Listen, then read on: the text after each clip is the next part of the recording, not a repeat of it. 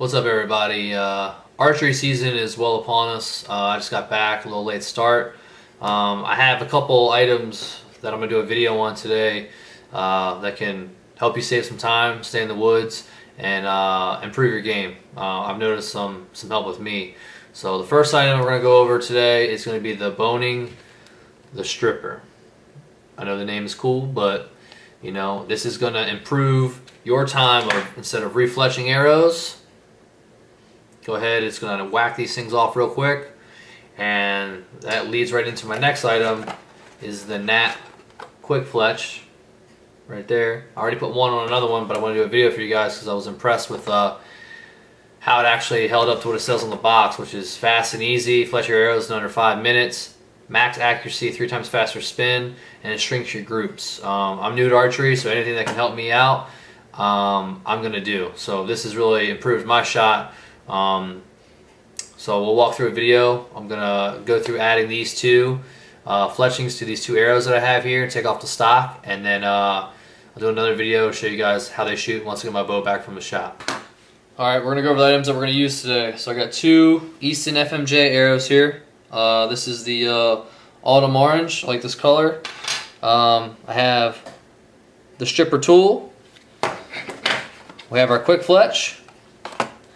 I like to get a paper plate to catch all the old fletching.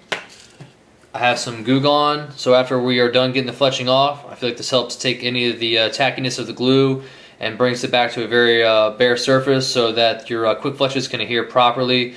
And once they shrink wrap on there, it's going to make a good seal. I spray that or dump this onto just some normal paper towels. Make sure it's a little bit thick, that way it won't soak through. And then I will just casually go over it and get all the glue and stuff off of there like that. So let's get started. Let's see how this first one goes. Alright, so take the knock, go down like that, and you're just going to casually, at a 45-degree angle, slowly work down like that. Some of these ones are on there tougher than others. But you also don't want to go too hard that you're taking the paint off. And when you're getting there, it should look something like that, where you got the big chunk away, but you want to start removing that little bit of excess glue and everything else on there. And this has got a, if you'll notice here, it's got a slight, like a bevel to it. Try to get that in focus there. Nice bevel to it, where that's going to help find that little pocket and get in there and really remove it for you. Alright, so we're going to keep plugging away here.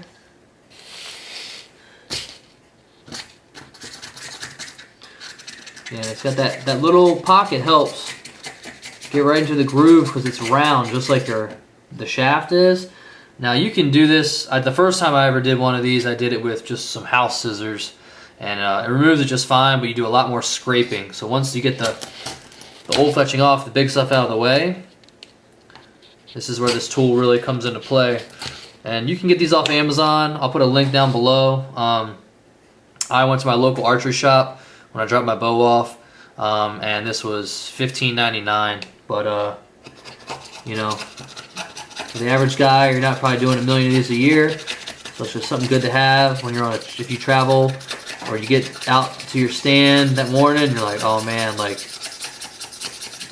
I didn't notice these were all messed up. You know, you can pack a quick pack of these QUIK FLETCHes, and you're supposed to use water and boil it, but I think with just a little bit of heat, you'd be able to do it just like some shrink wrap or shrink tape when you're doing any electrical work.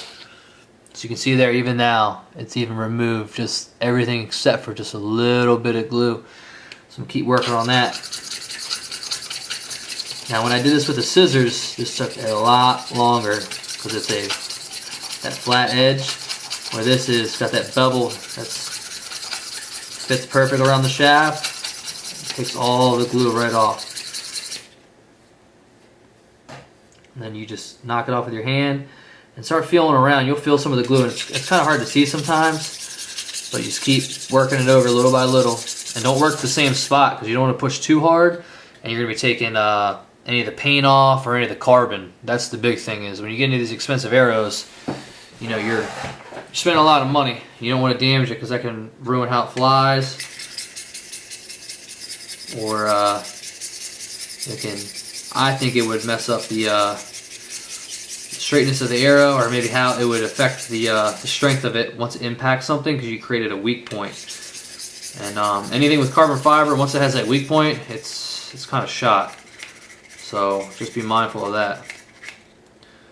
Like I said, I'm new to archery. I haven't had a set of carbon arrows, and I really wasn't a fan, so I like these Easton FMJs, the 6mm. So that's what I'm running right now. Yeah, just a little bit left on there. Yes, and see some of that. It's very faint, but once you get in there and you pick your target spot, I mean, it's money. All right.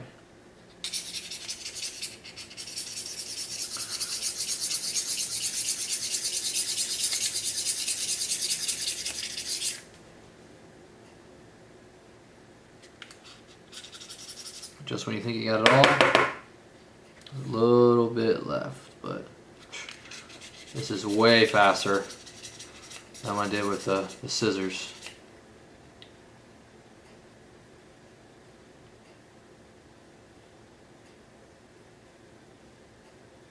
Nice. All right, got that one out of the way. Let's do one more. I mean, look how quick that is. It's way better than the scissors, guys.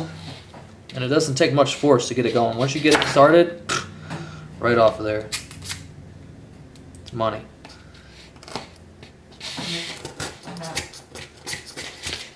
Look at that. Can't beat that. And you'll see what I'm talking about. See how it's getting all the loose glue and the last bits of rubber off there. And this thing, it's going to save you some time.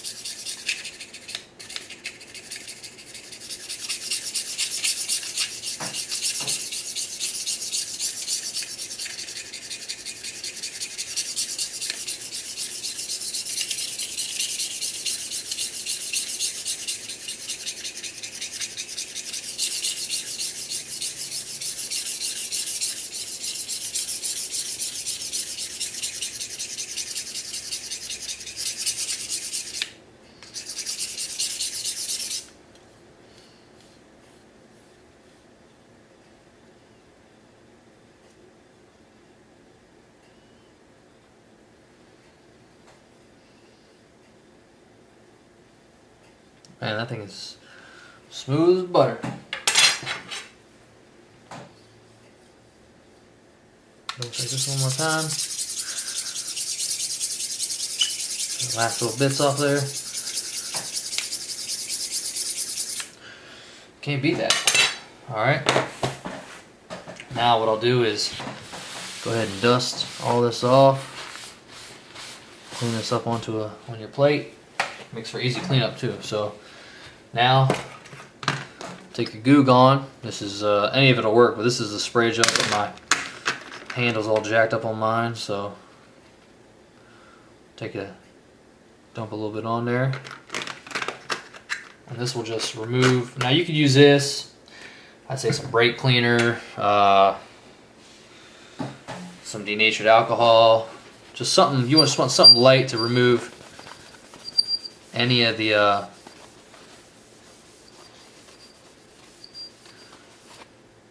it's going to take off any of your contaminants. Smells good too. This is just going to remove any of that, maybe the last bit of glue or anything you can't see. Just like that.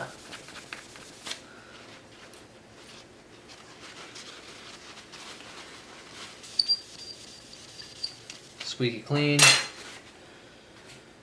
And those are good.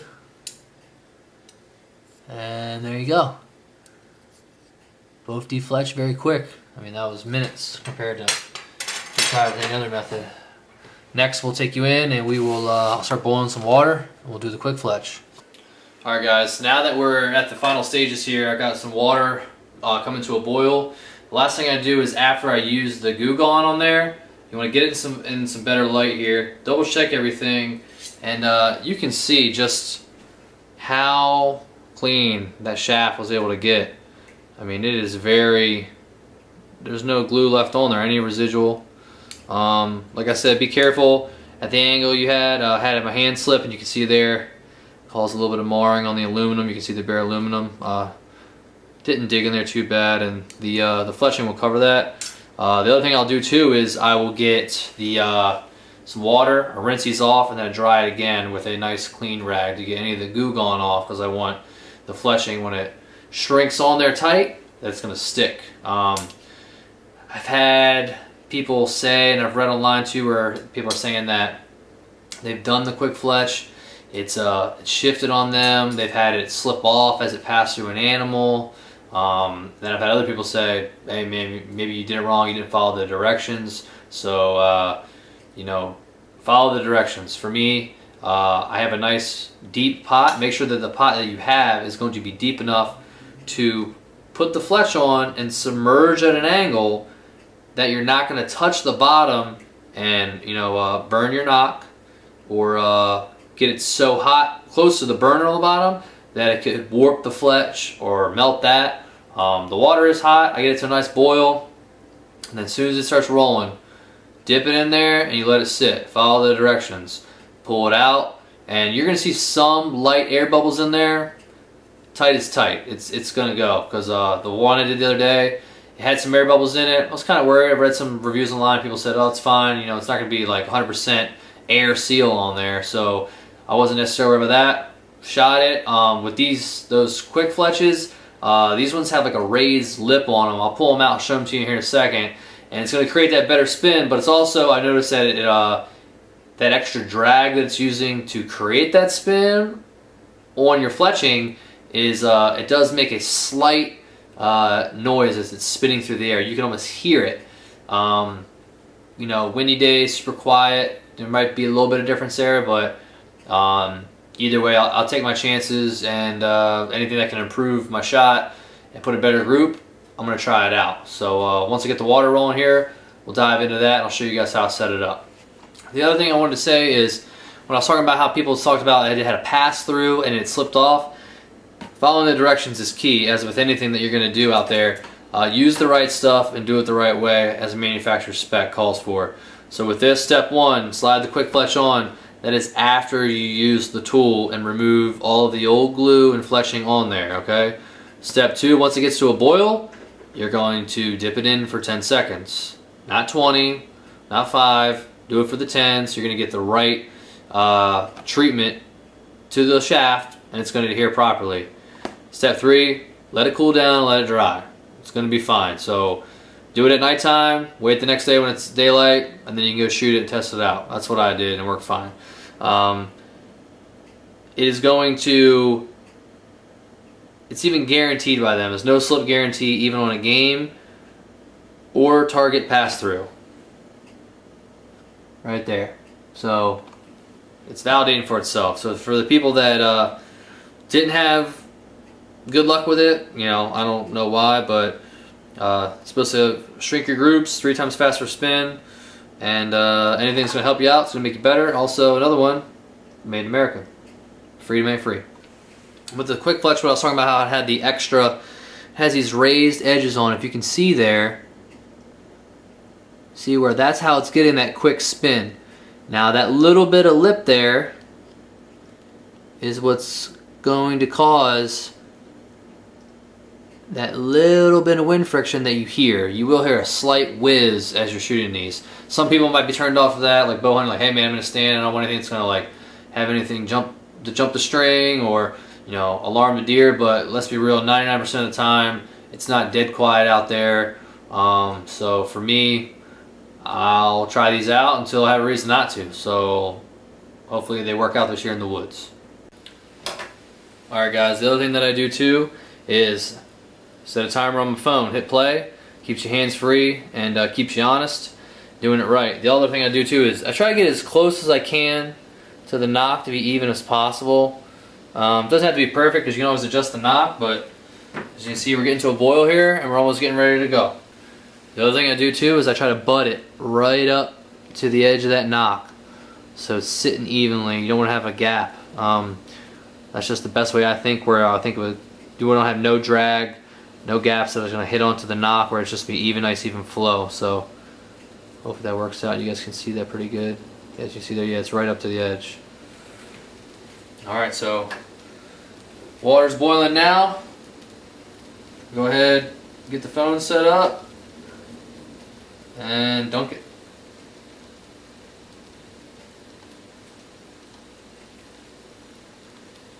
Remember, don't touch the bottom, you don't want to burn it.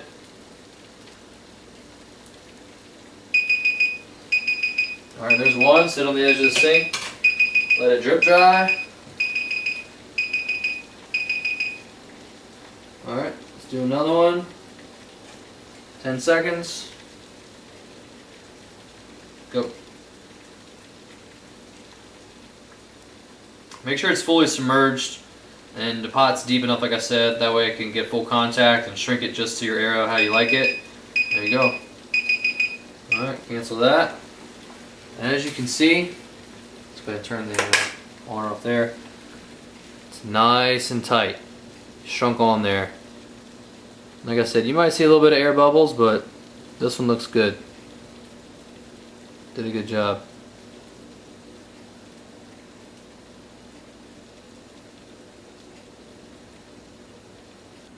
Alright guys, hope you liked the video. Make sure you give me a like, thumbs up, and subscribe. Hopefully I'll be posting more videos here soon. With hunting season in full swing, should have some waterfowl stuff coming up. I'm going to have some more product reviews. Also have some videos done about the properties that we're hunting and maybe some tips you can be able to use. So be sure to turn on your notifications and keep following AOR Outdoors, and we'll be out there putting in the work. Hopefully you guys will be too.